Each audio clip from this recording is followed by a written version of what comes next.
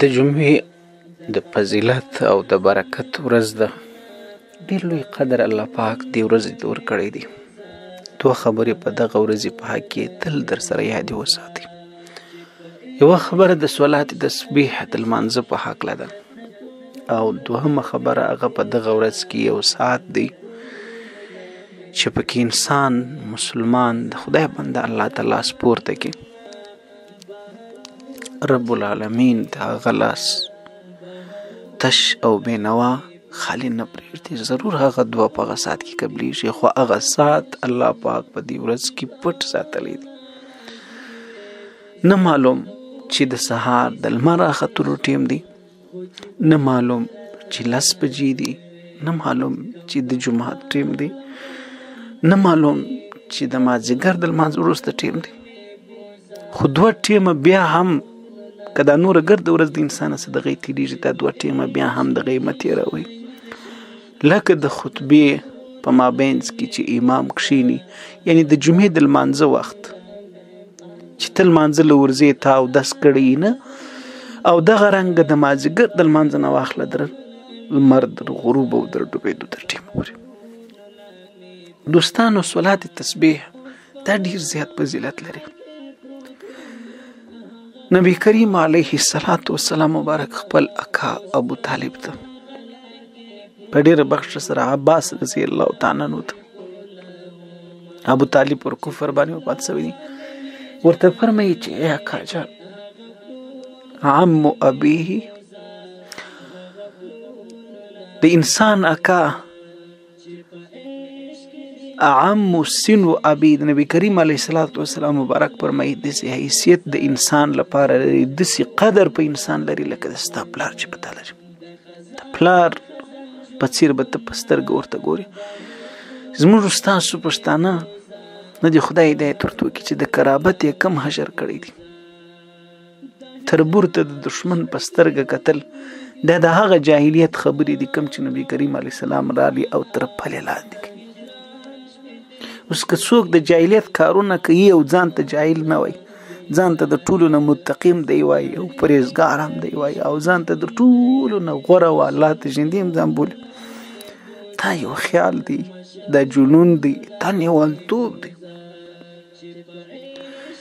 دوستانو، موږ غواړو چې کامیابه سو، الله مې ونازي، خو لاره مې د ګمراهۍ او د ناکامۍ نیولې ده، نه لاره مې د نفس او شیطان منلې ده، دغه لاره مې نیولې ده. بهرحال خپل اکا ته نبی کریم علیه السلام فرمایي چې ای اکا جان، آیا زه تاسو ته یې تحفه نه کړم در؟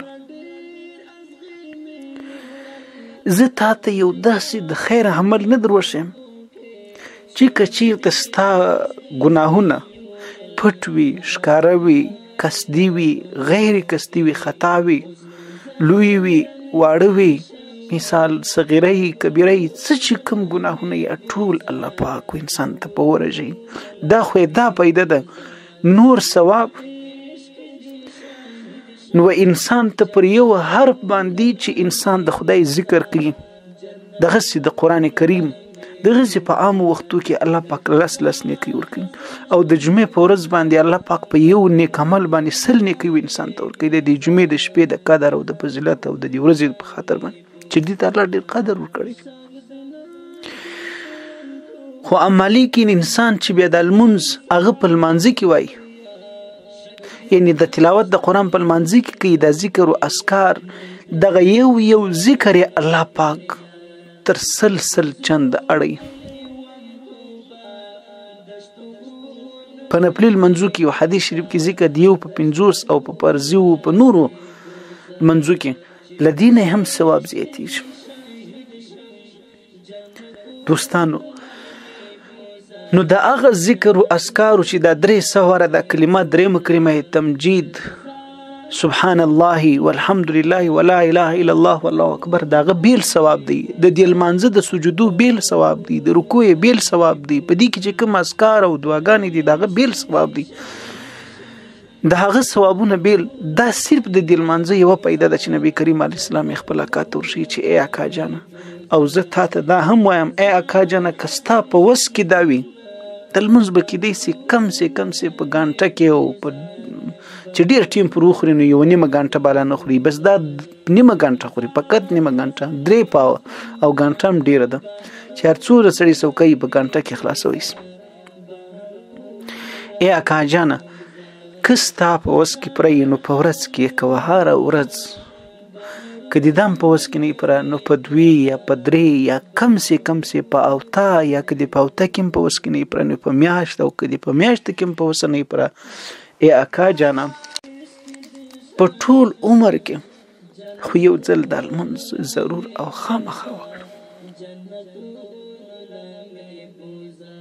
په ټول عمر او زندگی کې هغه چا باندې دی الله پاک خپل رحمتونه ووري چې وخت لمونځ کوي.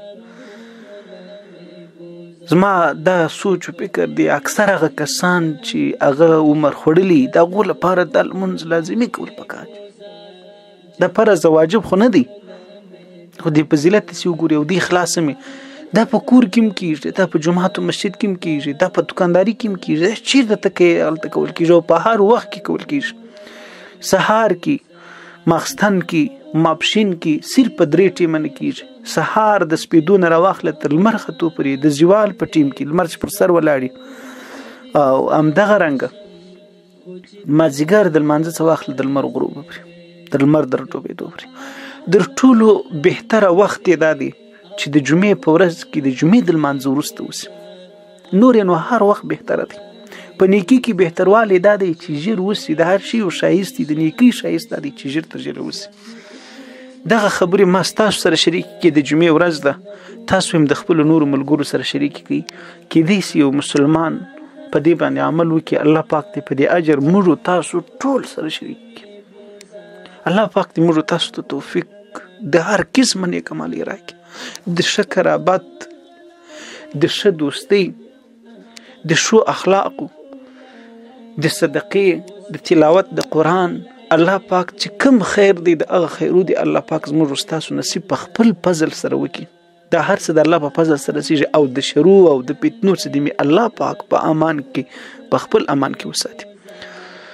الله پاک دې موږ تاسو ته د دنیا او آخرت عافیت او عزت را نصیب کړي.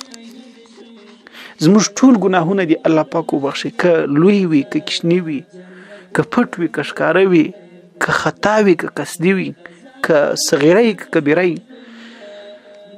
الله پاک دې موږ ته تل د توبې توفیق را نصیب کړي چې موږ هر وخت توبه وباسو الله ته، او الله پاک دې موږ ایمان نه سره بلي. الله دې مې اخره خاتمه پر ایمان او په داسې حال کې وکړي چې خوشحاله الله را سره راځي.